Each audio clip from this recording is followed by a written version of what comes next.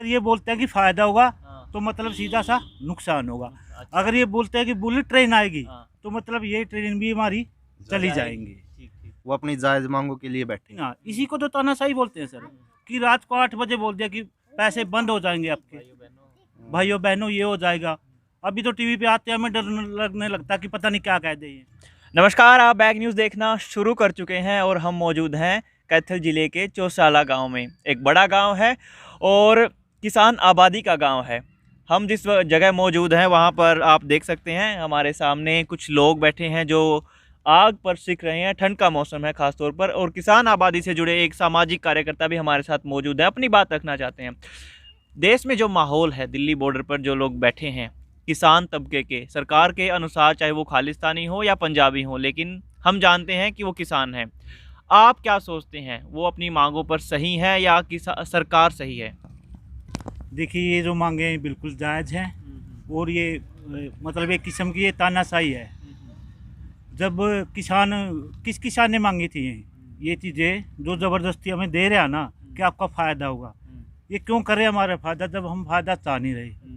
ठीक है बात। दूसरी बात, मोदी जी की एक अलग अलग स्ट्रेटजी है। क्या है, अगर ये बोलते हैं ना किसी को, एक कटे वो उल्टा शब्द, जैसे कि दिन का रात होता है, ठीक है, सुबह का शाम होता है, ऐसे काम है इनका। अगर ये बोलते हैं कि फ़ायदा होगा तो मतलब सीधा सा नुकसान होगा। अच्छा। अगर ये बोलते हैं कि बुलेट ट्रेन आएगी हाँ। तो मतलब ये ट्रेन भी हमारी चली जाएंगी। ठीक ठीक। और अगर ये बोलते हैं कि 15 लाख मिलेंगे हाँ। तो ये समझ लो 15 लाख हमारी जेब से जा छीनने की सकते कोशिश हैं। की जा रही है। अच्छा, जिस जो परसेप्शन बना हुआ है खासकर हरियाणा में कि ये तो बड़ियों की सरकार है, तो खास तौर पर वही आप मानते हैं? नहीं, देखिए मैं किसी जाति विशेष पर टिप्पणी नहीं करूंगा। जी, जी। मैं सिर्फ किसान आंदोलन के बारे में ही बोलूँगा, क्योंकि अब जैसे आपका जन्मदिन है हाँ। और मैं आपको कोई गिफ्ट भेंट करना चाहता हूँ कि लीजिए आपके जन्मदिन पे, हाँ हाँ। और आप कहते हैं कि नहीं जी मैं नहीं लूँगा, मुझे ये पसंद नहीं है, और मैं ज़बरदस्ती आपको वो गिफ्ट दूँ कि नहीं जी आपको लेना पड़ेगा।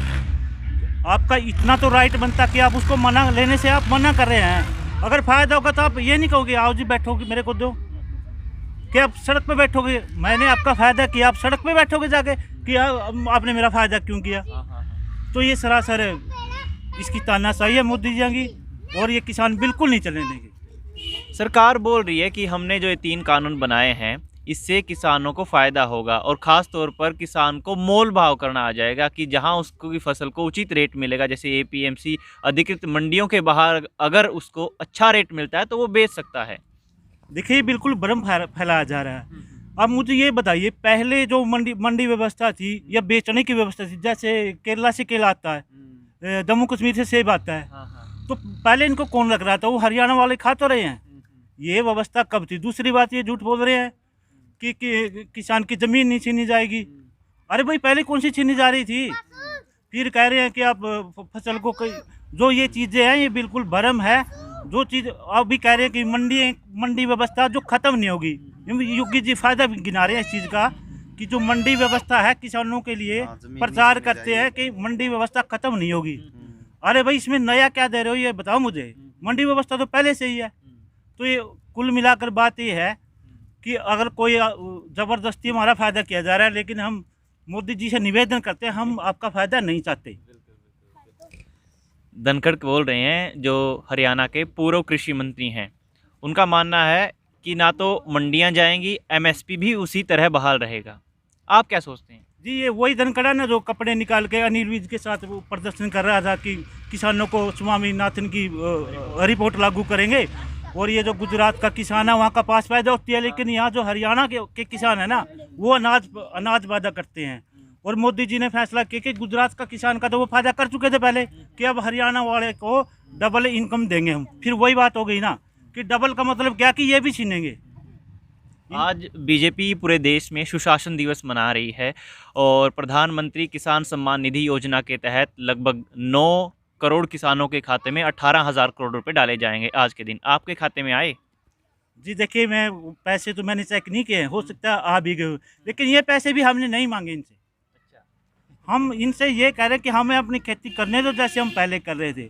किसी ने इनसे 2,000 रुपये, ये 2,000 रुपये जो इसने डाले हैं ये सरासरी इसकी वो क्या राजनीति फायदा है? ये सरकारी पैसे से किसानों के वोट खरीदने की कोशिश है, सीधी सीधी।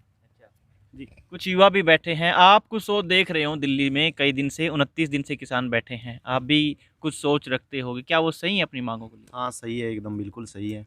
वो अपनी जायज़ मांगों के लिए बैठे हैं। हाँ जी। क्या लगता है सरकार मान जाएगी? ना सरकार तो तानाशाही है, लेकिन जिस हिसाब से किसान बैठे हैं वो मनवा कर छोड़ देंगे। हाँ हाँ। कभी आपने अपने जीवन में ऐसा देखा है कि इतना बड़ा आंदोलन इतनी बड़ी संख्या में और वो भी अनुशासन के साथ चल रहा हो? नहीं, ऐसा कोई आंदोलन नहीं हुआ है पहले। जो अब ये आंदोलन चल रहा है एकदम अनुशासन के तरह चल रहा है जी। हाँ जी। टीवी पर जो देखते हो आप, जिस मीडिया के धड़े को देखते हो, क्या लगता है उसको देख करके? नहीं, जैसे स्पोर्ट सिर्फ सोशल मीडिया कर रहा है, जो इनके नेशनल चैनल है आज तक हो गया, जो भी एक दो एक का ये नहीं दिखा रहा है, किसानों के बारे में एक भी न्यूज़ नहीं आएगी, लेकिन जो सोशल मीडिया है वो सपोर्ट कर रहा है सिर्फ। हाँ। आप भी कुछ सोच रखते हो, कुछ देखते हो डेली टीवी पे जिस तरह के, जो किसान किस तरह से बैठा हुआ है ठंड में वहाँ पे 29 दिनों से, कुछ आप अपनी राय रखते हो? बस कुछ नहीं, यही है बस किसानों के अपना जो कुछ किसानों की मांग है वो पूरी हो और सरकार जो तानाशाही है अपनी तानाशाही छोड़ दे। आपको क्या लगता है मान जाएगी सरकार? देखिए, मुझे नहीं लगता मानेगी, क्योंकि इसने जितने भी पहले ही गलत कानून जैसे सीए, इसने एक भी चीज़ जो इसने रात को बोल दी ना, इसी को तो तानाशाही बोलते हैं सर। कि रात को 8 बजे बोल दिया कि पैसे बंद हो जाएंगे आपके, भाइयों बहनों ये हो जाएगा। अभी तो टीवी पे आते हैं, हमें डर लगने लगता कि पता नहीं क्या कह दे ये। अब क्या करें ये चीज़ छीनने की कोशिश कर रहे हैं, लेकिन दिखाया क्या जा रहा है कि आपको दिया जा रहा है। अभी कल कोई 5,000 रुपये मकान पे लगा देंगे, हाउस टैक्स बोल देंगे कि आपसे मकान नहीं खरीद देंगे जी, वो आपका मकान नहीं छीना जाएगा, लेकिन आपको 5,000 रुपये देने पड़ेंगे यहाँ पे आपके मकान में रहने के। तो मकान तो छीन ही गया ना, वो क्या करेगा मकान में बैठ के? ऐसा ही हमें अपनी ज़मीनों से बेदखल करने की अडानी अंबानी की साजिश है, और हम इनको बिल्कुल भी कामयाब नहीं होने देंगे। एक राय तो होती है इंसान की कि ऐसा होना चाहिए, आप क्या मानते हो कैसा हो एक अच्छा प्रदेश में लोकतंत्र, देश में लोकतंत्र कैसा हो? देखिए, किसान मजदूर देश का कर्णधार होता है, उनसे आप राय लें कि इसमें जो भी सुधार किए जाएं कानून में। वैसे तो सुधार की गुंजाइश नहीं है, क्योंकि वो जो बैठे हैं, इतने लोग बैठे हैं, वो पागल तो है नहीं, वकील भी बैठे हैं वहाँ पे, और भी कई संस्थान हैं जो इसका समर्थन कर रहे हैं। तो ऐसा तो नहीं है कि जो भी चीज़ करे वो एकदम से ये तो वो हो गया, शक्तिमान हो गया, कुछ भी कर देता है। कोई कानून बनाता है, को जितनी इसने चीज़ें लागू की, इन पे इसने किसी की भी राय नहीं ली। किसानों के मामले में किसानों की नहीं ली, जितने भी कानून बनाए वो काले कानून बनाए हैं।